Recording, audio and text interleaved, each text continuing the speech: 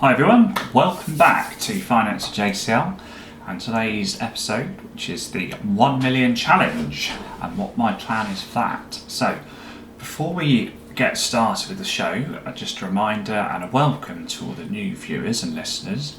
This is a channel aimed at new and intermediate level investors, and I aim to provide you with all the tools and techniques you need to successfully invest for the long term.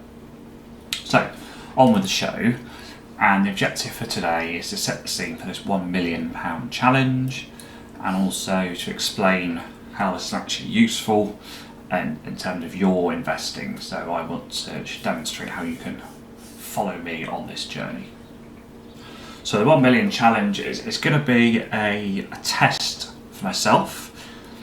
I want to try and demonstrate some of the ideas and principles I'll be describing in all my videos in action as we go through over a period of time. So there's your chance to follow my progress. And I think 1 million, it sounds like quite a cool number. It's like a nice realistic round goal. So let's aim for that. Why not? So the way I'm starting is by following some of the rules that I've laid out in my budget process video. And I'll drop a link in so you can look at that. So I'm going to be following the 10% rule that I laid out in my budget plan episode. So I'll be putting in £300 a month times 12, so that's £3,600 a year. It's going to be put in, so that's quite a decent amount, and that'll be split between an ISA and a SIPP. So those are UK specific terms, and for the benefit of those listening and watching not in the UK, an ISA is effectively a tax-free investment account where an individual could put up to £20,000 a year in and pay no tax on the gains and income from it. And a SIPP is a pension arrangement. So I'm also going to be making a video on the ISA and the SIPP in a bit more detail. So I'll put a link in for that once that's been made, and you'll be able to get a bit more information on that as well. So what's the plan? On the graph on the left, you can see the plan in a picture. It's always a nice easy way of articulating things. And you'll see over time along the bottom axis, the orange line starts tracking up and it gets steeper and steeper and steeper. So that is the value of the portfolio at the end of each year. So you can see it starts at the bottom left, tracks up over the £1 million mark on the right hand side. That is at an assumed growth rate of 6.66% a year, so trying to be quite conservative. I'm trying to make it a value that I think anyone with good investing principles could achieve. I think 6.66% is that number. I'm going to be following some of the key principles that I'll talk about in later videos here, which is around investing very much for the long term and investing with a margin of safety. And the margin of safety is an absolutely key principle, and there'll be a video or show going up on that pretty soon. Just heading back to the graph, so that white line across, that's on the second axis there, so you can see that's for 3,600 a year going in. So that constant amount going in gets those increasing returns every year as the orange line gets steeper. So that's the compounding effect, and I'll stick a link in because I do have a show on the power of compounding that's up and live for you to have a listen to. Now, just in the bottom right briefly, you can see that at the start of the year, for 2020, I've got a target there, and I want to have 25,000 by the end of the year.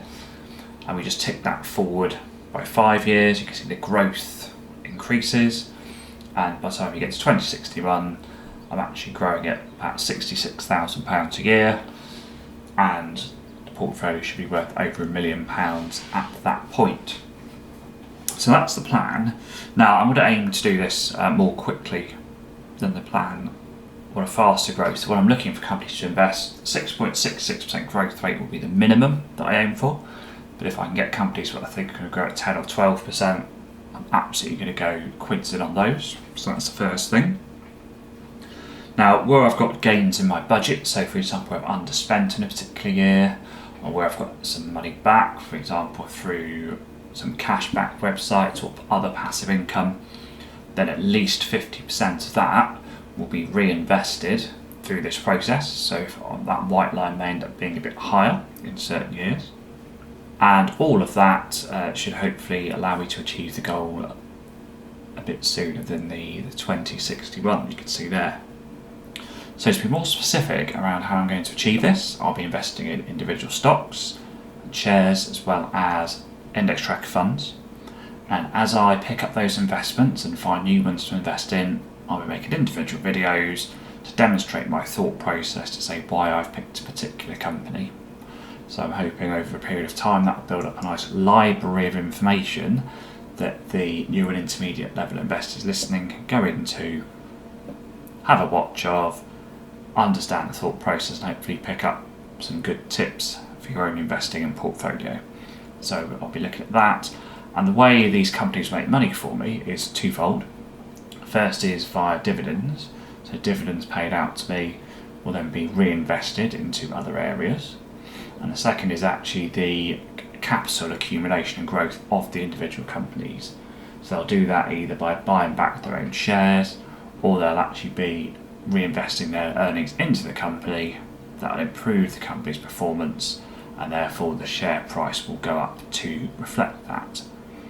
So I will be making another video to explain those concepts in more detail, but for now that is the plan on how I'm going to get from here to the 1 million target.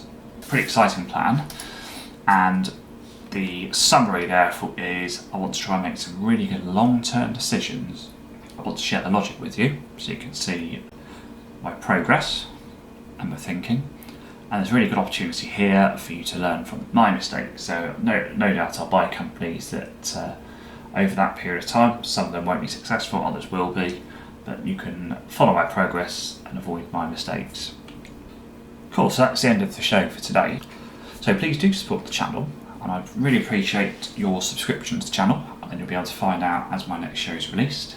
And if you hit the like button for this particular video, in the world of the YouTube algorithm, that means this will become more prominent and be shared with more users. So very much appreciate that, and thanks for joining me today, and I'll see you next time.